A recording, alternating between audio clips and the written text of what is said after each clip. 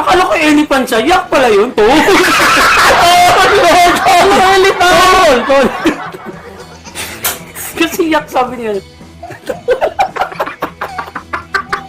Oh, sabi niya.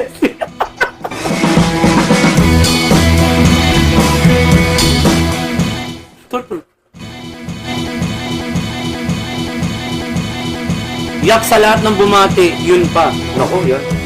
May bumati nga sa akin eh, hindi hindi sinin, grabe yung kin. Oo. Saka kamusta na, wala pa rin si.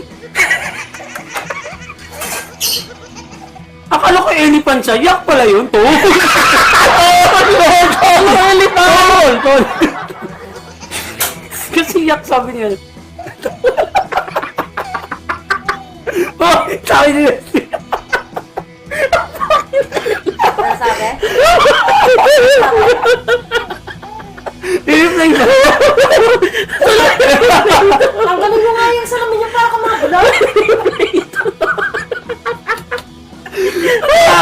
Ang gulo-gulo. Hindi, white elephant kasi walang silbi. Ibig sabihin hindi siya nagkukumo. Yun. Hindi siya. Oo. Wala nang silbi yung kumo. White elephant? Paano white yun? Itim yun? Hindi pa rin makapasok eh. Pinapasok ka na may entrada pa eh. Oo naman, white siya. Ay, itim siya. Yak eh yung pinaka ginagamit na word no kaya. Ang dami na ano eh. Oo. Eh di black elephant. Black elephant daw yan.